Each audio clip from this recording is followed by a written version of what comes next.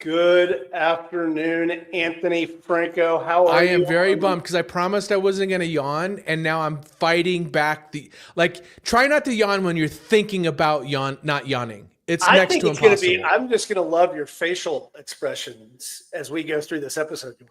I'm gonna be fighting the yawn. I think it's going to be great, and also I appreciate the fact that you paying me $100 if you actually do yawn. That was just a lovely bet that we made just now. Yeah, I don't remember saying that. Anthony, have you ever wondered why some companies seem to effortlessly attract capital, customers, and talent, while others struggle to gain traction? I wonder that pretty frequently. I do. I wondered. In 1953, a small diner. I was just saying I wondered it. And I didn't know what it was fun. I'm glad that I can make you laugh. In 1953, a small diner owner named Cecil Whitaker faced bankruptcy after losing customers to bigger chains. Instead of following the industry focus on food quality, he revolutionized his business by redesigning his menu using principles of visual psychology. The result, a 47% increase in sales in just 3 months, proving that sometimes the message matters more than the product itself. Today, Anthony, on How to Founder, we're going to be talking about leveraging design, storytelling, strategic storytelling to leverage to help you with business growth. I am Chris Franks. This is my peevish co-host who's trying not to yawn, Anthony Franco. Welcome. We have Emily Schneider, transforms complex business stories into visually compelling narratives that drive real results. As a presentation design specialist, she helped countless founders turn mundane pitches into magnetic stories that capture attention and drive action. Emily, welcome. I'm just going to apologize for our behavior up front. We're already like a little punchy. It's Monday. I love it. I'm so glad to be here. Let's roll with it. I have to ask, is that Cecil Whitaker? Is out of like St. Louis or like the Midwest? It is a terrific thing. We don't actually know the name. It actually might be made. I don't think so. I grew up on Cecil Whitaker's pizza in St. Louis, and it's like amazing. My husband says it tastes like cardboard because he's from Chicago, but it's like the best pizza. I'm gonna find out if that is the same company. It is this. Yeah, that's same Cecil Whitaker, right? Yeah, same with Cecil Whitaker. We just choose not to include company names because why would we do something silly like that? Oh, sorry. Because it's about Chris, if you said Henry Ford, would you have to say the company? Exactly right. Everybody just knows Whitaker. Duh. Right. All right. Especially Emily, for Lou. Tell us why this matters. Why do I, as a founder, why do I care? Why do I need to worry about the story I'm telling? I mean, conventional wisdom, I just go build a great product and the rest of itself takes care of itself, right? Like, I don't need to worry about this thing. Why should I, start to think about this? Why is it important for me to understand? So you go ahead and do that. But with the clients that I work with, I find that they need a tool to make it easier to have the right conversation with their audience, to get them engaged, to get their points across, and really to show their value, their leadership, their product, like highlighting what their product is or what their services are, and to be that conversation conductor and guide their audience along. So at the end, they can move the business forward, make the decisions, get the investments, and kind of really have that epiphany of what an amazing sales conversation is about. It's that one-on-one, like, human connection. And so when we design with strategy in mind and we visualize a story, we create this emotional connection. And that, I think, is part of just human nature of when we're emotionally connected, we hear something, we feel something, we're going to do something, and we're more likely to buy in. And design helps to elevate that experience in such a way, not only from the storytelling, but from that credibility part too for your brand. One of the things that was a huge aha moment for me was, and I can't remember where I learned it, but it's like, hey, we learn as human beings, we've learned for millions and millions of years around story. I guess millions, I mean, however long we've been around for a species, by telling stories. About the stories are the things that resonate most. The exercise that I really enjoyed was as you think back on the most impactful things that you do in your childhood, almost always there's a story, right? It's something that anchors you in that. Anthony, does that resonate with you? As you were emerging as an early stage founder, was that something you focused on, or was it something that kind of came to you a little later? No, story was not something that I started to think about at all as a founder until I was well into my third company. Like, it just wasn't. I have always been and will always be a product guy that has to figure out the story in order to sell the product that I think is cool. So I've always been the opposite, right? Like, yeah. And Emily, what you're saying is really that story, that narrative can drive a lot of those strategic decisions in the company. Is that fair? Yeah, it's the why, right? Like, why are you doing this? What's the purpose? That, again, that human emotional connection for your purpose of driving the product or your business, and the way you show that and show up for those as a founder. I work a lot with pitch and investment decks. It's so critical for people to kind of meet you where you're at so you can bring them along. So just framing up the question a little bit deeper. I, as an early stage founder, maybe I'm pitching for money, or maybe I'm looking for customers, or friend raising is something we've talked about. What am I trying to do? And I know what you're saying, which is I'm trying to set up that notion of emotional connection. In most cases, I've been taught just to be very logical, and here's the problem, here's the market size, here's the growth rate, here's how my problem solves that. But I think we've now found that story, those narrative points, actually are more powerful than the facts that you deliver. Is that kind of the work that you do? I think, yes, I actually help make the facts part of the story. So I bring those to life, if you will. So think about, like you say, like, we've been telling stories our whole lives. I have young kids. My 5-year-old doesn't know how to read, but loves to read books. Right. Why? Because the power of a picture is worth 1,000 words. Our brains are 6,000 times, our brains process images 6,000 times faster than text. So have you guys heard of the term like death by PowerPoint?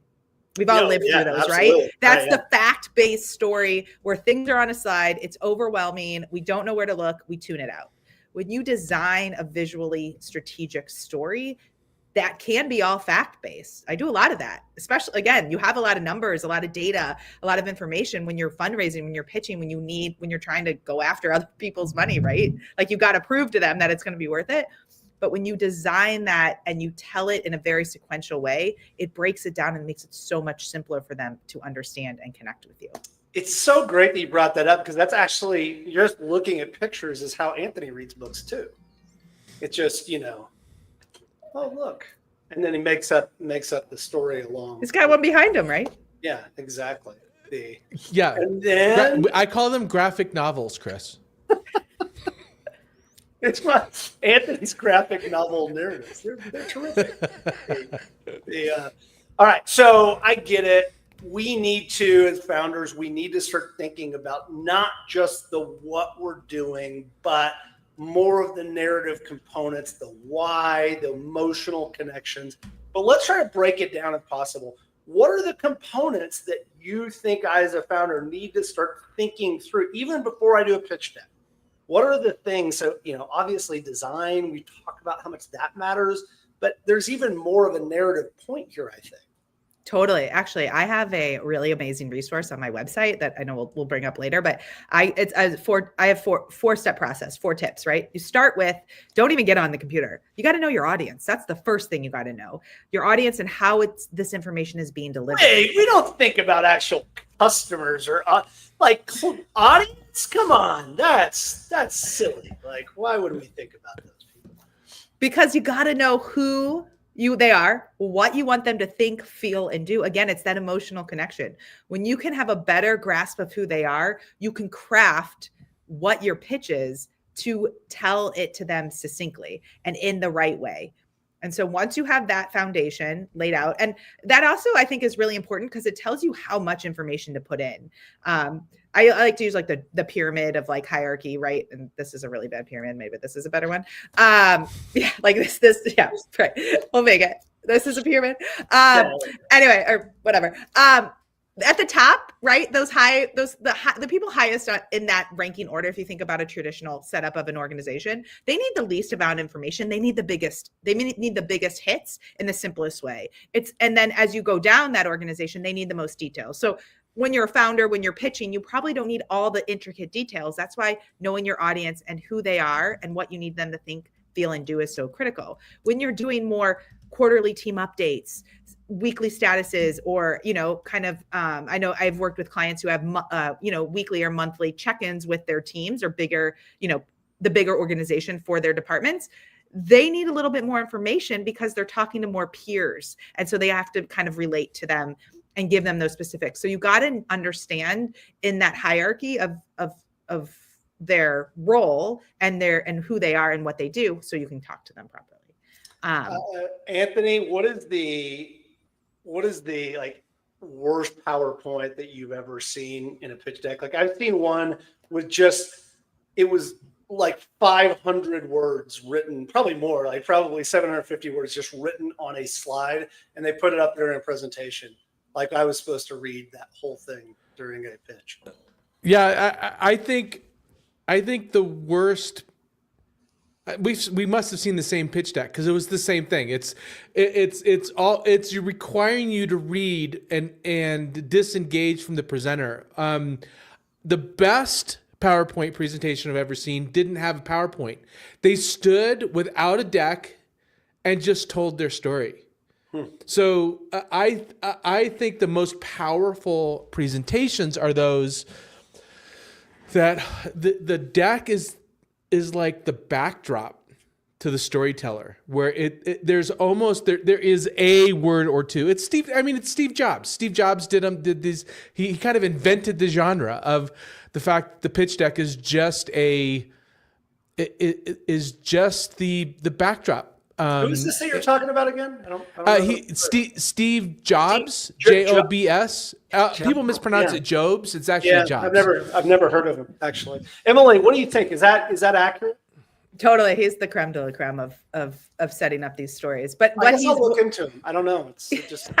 But what he did, right? He created this emotional connection. He knew what his audience needed, and he found these stories, these pictures, because pictures are worth 1,000 words, to help tell that story in a way that resonated with his audience. You stay engaged, you listen, you keep we live in this attention-seeking economy, right? The social media habit of scrolling when we're bored. My kids are young. Again, they can click through things on YouTube when they don't want to listen to it anymore. So we have to figure out ways to engage and connect with our audience. And when you use your stories or your slides, I like to say, as the background music, I like to help my clients become the conversation conductor. So you go to an orchestra or you go somewhere and there's somebody that stands on stage and they conduct and they lead this music experience, right? They tell instruments and sections when to play, how loud, how soft, and you are sitting there in the audience and you feel something and you hear something and you experience something. And when you become that conversation conductor in a presentation, you are leading this harmonious experience. You're setting the stage. They're hearing your voice. Your slides become part of that story. They don't overtake. They reinforce what you're saying, so it's easier to remember, so it's easier to see. And the other beautiful thing is we all learn and retain information differently. So there are some amazing presenters who don't need slides, but a lot of times their audience is the ones that actually need to see and hear things so that they can retain the information. And so when those slides support and don't overwhelm, you don't overdo it. I mean, my worst example of presentations is when you don't need to have a lot of words, but when like things are all over the place and I don't know where to focus, you tune it out. And so it's about helping people tune in and stay focused and making your job easier. And so you can be more confident. And when you're more confident, you present better, you talk better, it's that ripple effect of and this is a little bit of the nerdy angle of this, which is I don't have the exact statistic about how much more memorable, but it's that idea of 65% more. Sorry. Is that where if it's 65% more likely to retain information 65%, yeah. design? I mean, it's remarkable, the statistics, that if you can just make somebody feel something, awe, wonder, frustration, any of those things, as soon as that emotion is triggered, the fact or information that you're delivering just becomes way more memorable, which I think is the goal, Emily, right? It's totally. Yeah. It's amazing how simple things can really make such an impact for you as a presenter and your audience. Anthony actually goes in and tries to get angry is the thing he does. He just starts insulting people around the room. And don't knock it. You haven't tried it yet. Anthony, I mean, reality is that as you have, and you are a remarkable pitcher, and you give incredible presentations. That idea of emotional response, is that something that you came to naturally, or did you have to learn that along the way? No, I am. You argue with me on this, but I'm an introvert. I do not. I find it exhausting to speak in front of crowds, but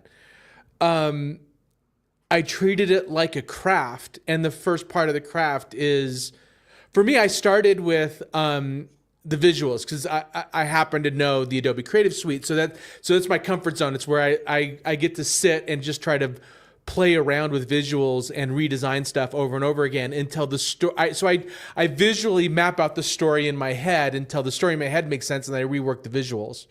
But it was not. It is. I actually have never met a really elegant speaker that says they started out that way. I think it is something that you just need to practice and treat like a craft over and over and over again. Emily, I think he brings up one of the best points, and it's just something we need to talk about right off the bat here, which is there's a common belief that you're a gifted public speaker or you're not, and it's an attribute. And the reality is opposite. It's a skill, right? It is something you can work on. Totally. And I think crafting that story is part of the process to become a gifted presenter. I mean, Anthony, you say you craft this story in your brain.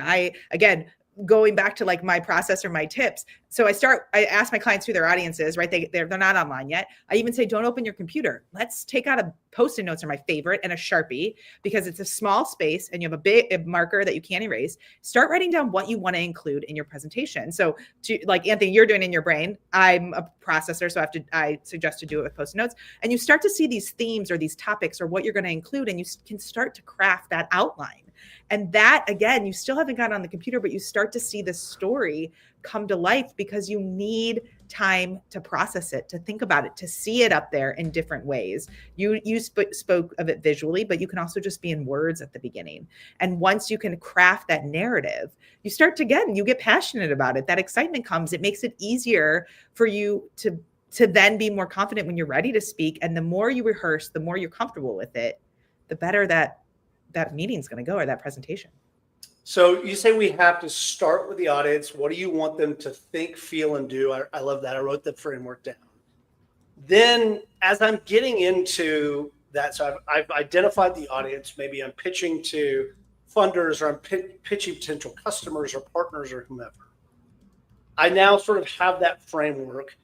You just started it. What are the actual steps I want to go through? So you start with a sticky note series about what are the kind of story points. Do you coach people on what needs to be in your story and what doesn't? Is there kind of just these common elements of every story that needs to be told? There is, based on what your end desire is. Do you know what I mean? So it kind of is about that. Once you know what you want your audience to do at the end, then though there is some general framework out there based on, again, if it's a venture capital and you're looking for money, if it's just telling updates internally, if it's a sales pitch, if it's a big keynote presentation in a company launch, those are all really important. But that's where so now you're crafting your narrative.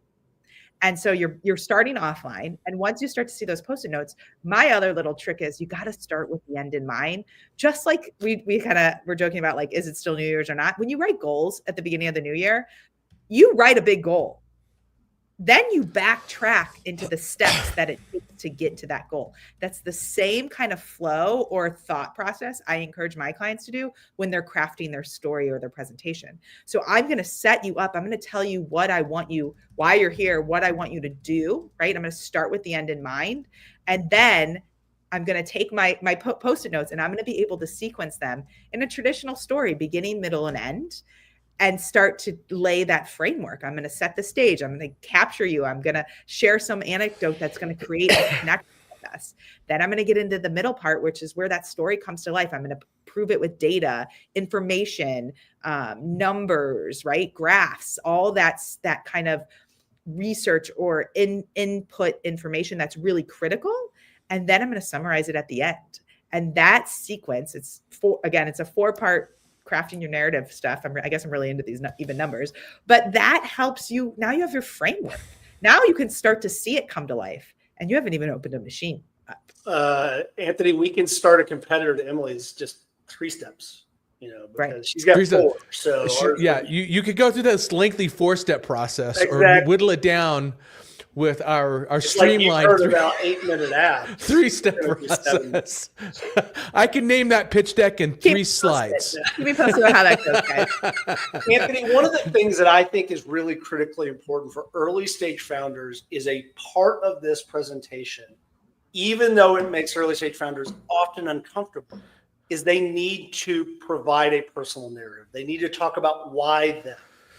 Is that something that you've seen, and why do you think that's important for founders? Why do we need to tell our stories? Essentially, I understand why some founders are uncomfortable with it. I certainly am. Part of it is we don't like talking about. Some of us don't like talking about ourselves. I'll leave you out of that, Chris. I'm sitting right here, Anthony. It's important for a very practical reason. You're asking for money. You're asking investors to trust you with money. Who are you? That's it. Why should I trust you with my money? Is what an investor or a customer is asking. If it's an employee, why should I trust you with my career? So it's some founders, they honestly should skip it because it's really weak. There's certain circumstances where you just kind of have to gloss over who you are just with, because the story isn't really strong, and you're gonna do the opposite and establish distrust with investors. So if you can do it to establish trust, great.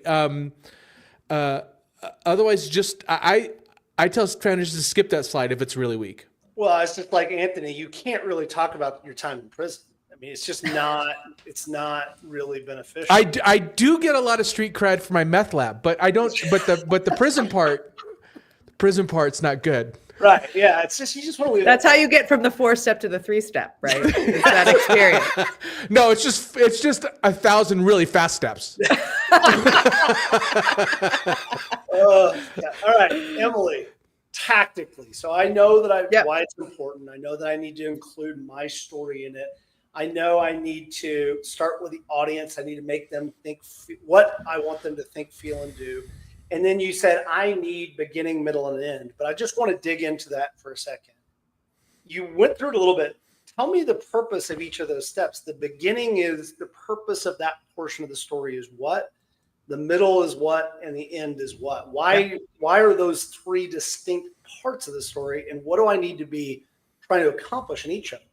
Yeah, totally. So I think Anthony kind of helped us set up what the beginning is, right? You gotta tell people who you are. You gotta create that trust. You gotta remind them why you're there or what the point is. Again, that's where we're thinking about starting with the end in mind and creating this connection, especially these days. I think we also are all like, you come to a meeting and you don't know where you were or where everybody was right before. So you kind of get everybody on the same page. Like, you want everybody to be focused on you and what you're telling. You want them to be engaged. So telling a story, being personal, having that beginning to lay that foundation of what's about to happen, it helps people check in. And it keeps them interested. Because I don't know about you guys, but when I show up somewhere and I don't know what to expect, I get a little anxious because either I feel like I'm going to miss something, or it's not relevant to me, or I can easily get distracted. But when you lay that groundwork and you give me the confidence isn't the word, but like you give me the knowledge to know that I'm important here and what I'm going to learn, it's so much easier for me to stay engaged. And also there's some design tips, and we'll geek out about that next, because that's the next part. Yeah. Anthony, there's famous examples. It's less so now, but you walk in, you prepared this great presentation to venture capitalists, and then they get on their phones. Yeah. Right. It's, I mean, it can be a frustrating time. All right. Our buddy Colin, who we talked to last week, solved that by walking into his pitch meetings in a bathrobe.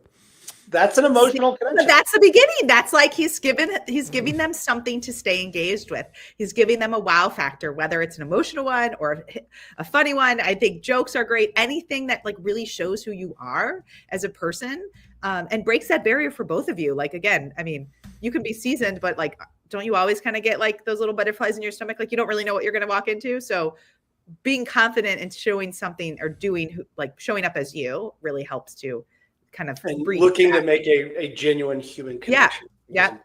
Okay. So that's the beginning. So the middle, what do we do? The middle is like the heart of it all, right? Like, this is where the tension and the drama comes to life in a traditional story. And you start to really understand like character development and who they are and what we're trying to do. So we're going to do that with data, facts, research, tell them about the company, really dive into the details of the product. This is where you're going to showcase the opportunity, the growth, the numbers. And when you design those really impactfully, or you highlight within your presentation the right numbers that you want people to focus on, they're already engaged. They already trust you. They already get you. They're listening and they're seeing the value, and they feel like they're part of the solution, right? Like you're bringing them into the story, and you're telling them just the details they need. Again, too much information, those 7,000 words you had on one slide, information overload, like you're done. It's got to be really strategically planned.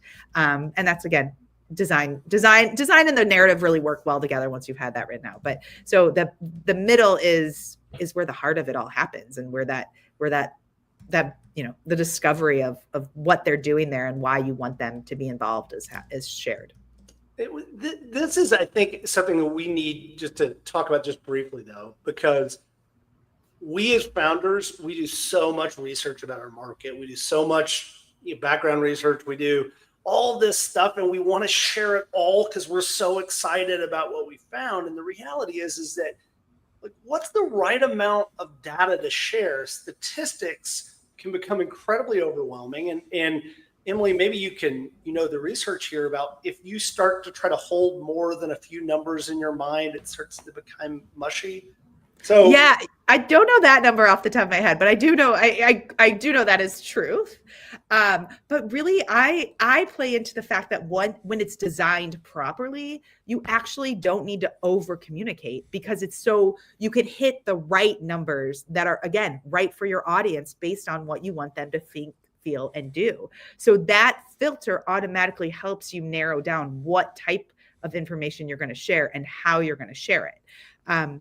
Simple examples that I like to say are like, when you think about data visualization, think of a bar chart. If I'm going to show an investor what we've been working on for a year, but I really only want to focus on one quarter, like, do I really need to show them all year's information or all the data from the whole year? Or can we highlight and really, whether we show it all or we just design it so one section is popped out and the others are grayed out, or whatever the aesthetic becomes. But you giving your audience the space to focus on. When you talk about, you have all these research facts about 17% like to read and 23% are males and 17, right, or not, whatever those numbers are. If you write those in a bullet, nobody pays attention. If you can pull those numbers out and put a visual with it, it's so much easier for people to retain that information, and it's more engaging. And so it becomes a balance of knowing who they are and focusing on what you want them to know, so that they can do what you want them to do. And that should help kind of streamline the amount of information. I mean, Anthony, and be careful with statistics, because investors believe 80% of statistics are made up. That's right. Oh, well, that's interesting. In the moment, 87, just like that one. Right? Yeah.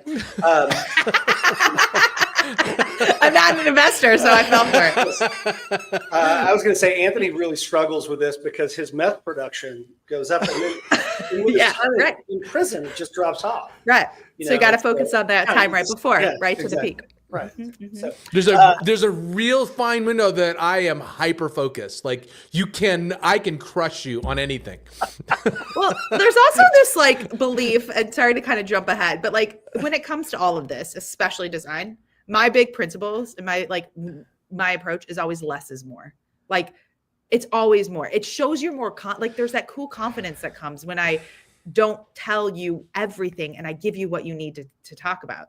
I don't know if you guys ever experienced this, but has anybody told you like a story or like recap something that happened over the weekend and they give you like every detail of that happened? And I hate to call them out, but like my parents do this. Hey, would you like to see the pictures of my trip? No. You've just like, described every went. conversation with my wife. Yeah. Right. I said my parents are like really bad about this. Sorry to throw my dad under the bus, but like the amount of details of like how long it took him to answer the phone, like I don't care. Just like tell me you called somebody. Yeah. Do you know what I mean? Like because it's like once you over communicate, again, it's the same as like the words. Like too much information is it takes away that credibility. It's like a 6-year-old and an 80-year-old tell stories the same way, which is just a lot of yes. completely irrelevant. All right. So I know the beginning, I know the middle, the end. Let's just hit on it briefly, and then I want to go talk about how we do the visual. So the end is the sweet spot, right? You're going to summarize it. You're going to do the heavy lifting for them. You've already laid out this groundwork. All you're doing is recapping what they heard. Again, you're kind of restating. You started with the end in mind anyway. So like, not that you're going to use the same stuff, but you can reformat that. Like I'm reminding you why you're here. I'm reminding you what I'm asking you for, what I shared, what those key highlights are. And the biggest thing is what I want you to do. And then I'm going to hopefully then you open the floor to conversation versus questions because you've laid it out where they don't need to go back and be like, show me that slide. I have questions about what happened, why his meth lab, data dropped. You don't have to go back because you've only shown them what you needed to show. You don't create that extra confusion. It's a great point. And one of the things I just wanted to reiterate there is, Anthony, it drives me bananas when somebody goes through a presentation and then goes, all right, thanks. And you're like, why did you just take 15 minutes of my time? What is it that you want?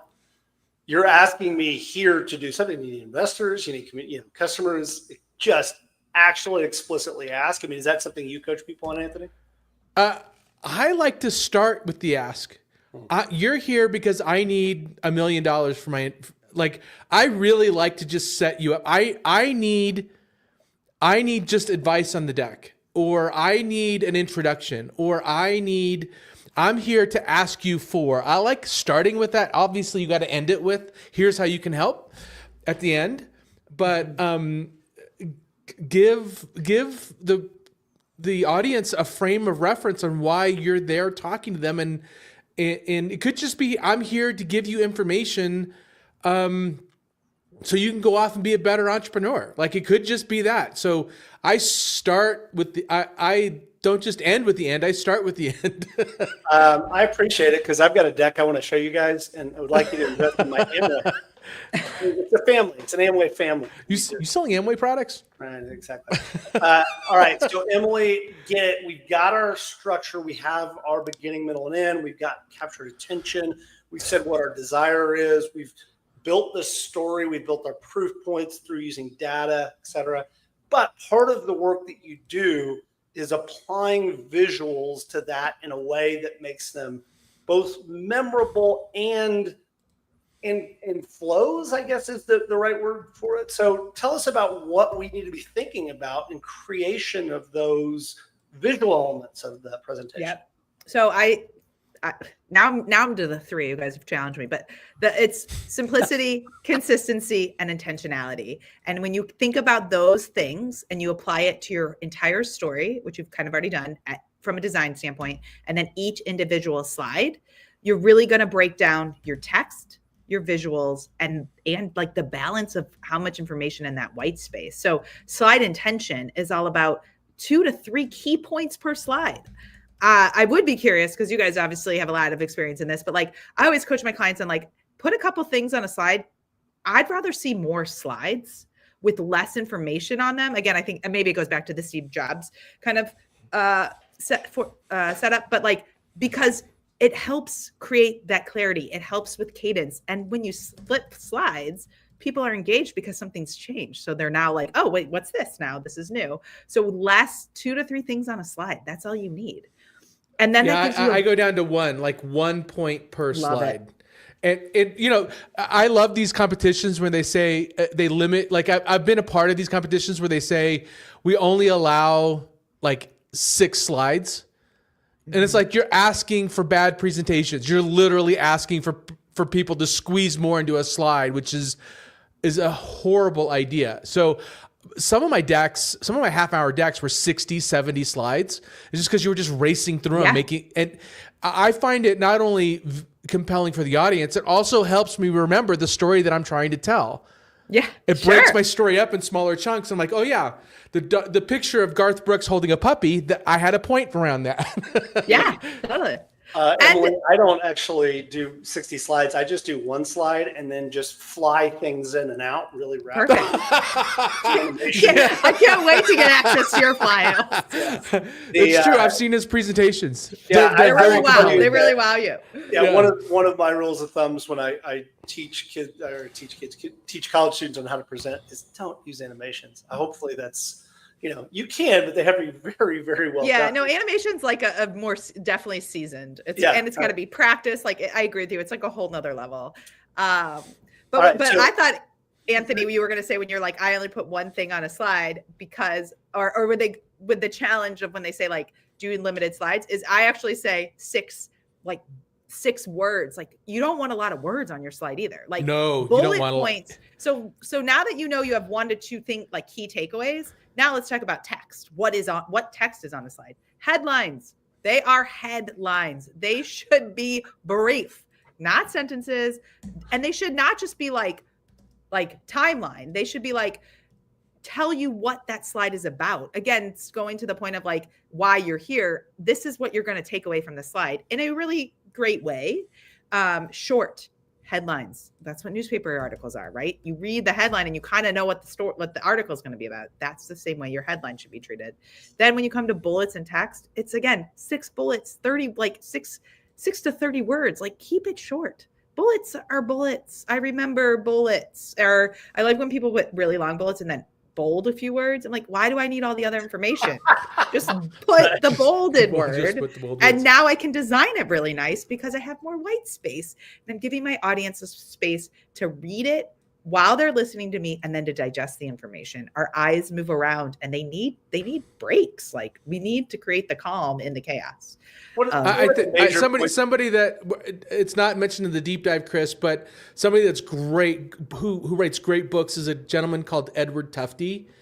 He talks about the art of visual design and more importantly, information design. And when he talks about, he puts this in the context of a graph. When you're creating a graph, don't tell me what the numbers are. Tell me what your point of the graph is. So he uses and I'm gonna screw this story up, but he uses the Challenger team before the Challenger shuttle blew up. They had all the data they needed in order to convince the committee to destroy the launch. And they showed him a graph, and it said, number of O-ring failures by temperature degrees outside. It was this very complex graph, and that was the title of it. And instead it should have said, the Challenger has a 70% chance of blowing up, should have been the title of the graph in order for them to make an educated decision. So it's like, to Emily's point, state the reason why this slide exists right up front, and then move on to the next slide. I look forward to you bringing that up again in the deep dive here in just a moment. That's great. Sorry, Chris loves his deep dive. I'm sorry, Chris. I'm very sorry. All right. So, Emily, just one last point here on visuals. You say fewer words. One of the major pieces is when we're designing in PowerPoint, we tend to do it right here, but yet it's going to be projected in a screen. How do you coach people through readability and the size / bold, whatever visibility as I'm presenting on some sort of a screen. Yeah, again, that is really important. I think there are standards based on your slide screen, how big that room is, where your audience is, if it's going to be viewed on screen. Sometimes you can go down to 9-point font, and sometimes it has to be a minimum of 36. So those are kind of very like unique cases, I would say. But what is more important, I think, than just the size of your font is how you use fonts. Again, going back to simplicity and consistency. Pick 1 or 2 fonts, use them in the same way. So headlines, again, very basic, keep headlines in the same spot on every slide. If you're going to have your logo on the same slide, or, you kind of move things around, but it's always left to right, top to bottom. All right, Emily, what's your go-to font? What is the font you just go, that's what you start with? How do you say you're a design geek without saying you're a design geek? Go. What's your do you have a go-to font? Yeah, Monserta. There it is. I knew you had one. And then in PowerPoint, they have a great new font called Aptos. Again, I'm a visual person, so like I might be messing these names up, so people can judge me all they want. But those 2 are really great ones. Super contemporary, simple, lots of great weights. Like because this is like I go down the neuroscience stuff, and Anthony's like, let's talk more about fonts. Yeah, I love it. I'm here for both of it, you guys. I'm here for both of you. All right, let's do a speed round. I'm going to go through real quick, ask questions, and again, just kind of give me your first reaction to any of these things. DIY design, I'm an early stage founder, or should I hire a professional very early? I think that it really depends on what you're looking for as an investment and who you're talking to. So if you're talking to friends and family, you probably can get away with a pre-made pitch deck. I mean, there's a lot of AI tools or Canva or like Slideology online that you can download pre-existing templates to work with. I think they're kind of hard to work actually. But if you are a little bit farther along or you have the investment, I had a client who spent $5,000 in one meeting. One use of that presentation, he got $300,000 investment. That's a huge ROI for one use, and it saved him hours of time. He gave me white paper outline. Oh, that's terrible. That was great for him, right? He didn't have any work to do. Right. I was just, that's for you. It would be terrible. No, it's great. It's a good challenge. Yeah, exactly. Well, yeah, you charge for the hour probably. So should I, as a founder, learn the basics of design and slide design, or do I just, to your point, do I just look for early stage templates that I can use, particularly when I'm an early stage founder? I think you should start with something that pre-exists. It's just easier to start with something, see it come to life, and then figure out how to do it. Again, grab my tip sheet. It's another great resource that you could use in collaboration with existing presentations. You've already answered this, but let's just get it on the record. Should I start with a design or should I start with the content? Oh, the content, the why, that emotional hook is critical to then lay out your design. Am I consistent with it, or should I use it as an experiment? Should I keep playing and tweaking with my decks? That's a good question. I think that they are a work in progress. That's actually why I went from a typical designer to really focus on PowerPoint so that my clients could keep iterating, because you refine as you become more comfortable with the content, as you practice your pitch, as you get it along, and that story evolves. And so your information would evolve, and hopefully your numbers get better too. So you can start to change those to even look sexier as you share. I mean, Anthony's meth production is just going through the roof right now. It is terrific. Anthony, what did you say, production or consumption? I mean, that's a great question. I don't know. Anthony, really good conversation today. I feel like we could go for a couple hours on this. What did you learn? What did you take away? So the notes that I've got, I like the stat 60. It's actually 60,000. Our brain processes 60,000 images 60,000 times faster than words. Wow. Talking through some of the tactics of designing a great pitch deck. Decide what you want your audience to think, feel, and do. Craft a narrative. I put it as completing the last slide first. Like, what do you want them to walk away with? Start with the end in mind. Beginning is the hook to establish your trust and attention. Middle is the meat, the heart, the discovery of what you are pitching. And then restate and remind why you're here. And end and potentially start with an ask. And keep things simple, 6-word max, and with intention. Why does this slide exist?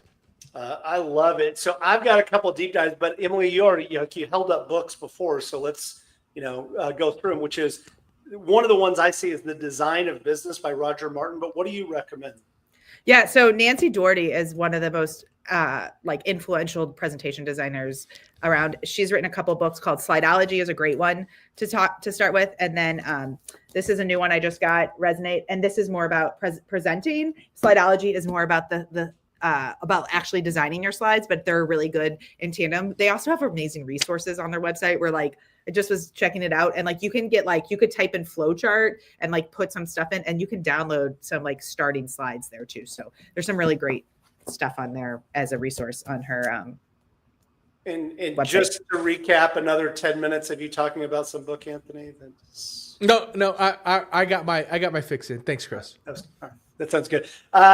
Emily, amazing conversation. Thank you so much for joining us and putting up with our shenanigans. Where can we find more information about you? You mentioned your website and all the resources available. Where can I find all that cool information? Yes, my website is IamEmilySchneider.com. Check out my free resources. I've got that one-page tip sheet. I also have a masterclass that you can see a recording of that I did. I'm doing another masterclass, so you can learn more about it on there. Join my newsletter. I love to share tips all the time. And then I'm also super active and love engaging and networking on LinkedIn. So you can find me. Love it. Masterclass, I guess that rules us out, Anthony. We can't go to that because, master. That's pretty good. Emily, thank you so much. Anthony, what do we have coming up? Real quick, Emily, your website's down. You are EmilySchneider.com. It's not coming up. I appreciate you so much. That is such a nerd. So sorry. What are we talking about? Actually, we're doing a founder deep dive right after this, Chris. So we're going to talk to our good friend Danny Brassel in just a couple minutes.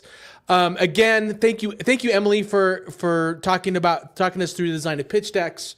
And I want to remind everybody to go to howtofounder.com and follow us on all of the channels. Go leave us, if you like the podcast episode, for goodness sake, go to Apple Podcasts, leave us a review there. We're struggling to get reviews, and we got a lot of listeners and no reviews. So either Chris takes it personally. I want to see Chris have a good year this year. So for the sake of Chris's mental health, let's leave him a good review. Please, for the love of God, people. And for all of you founders out there, may your venture grow faster than Chris's hair. Thanks, everybody. Bye.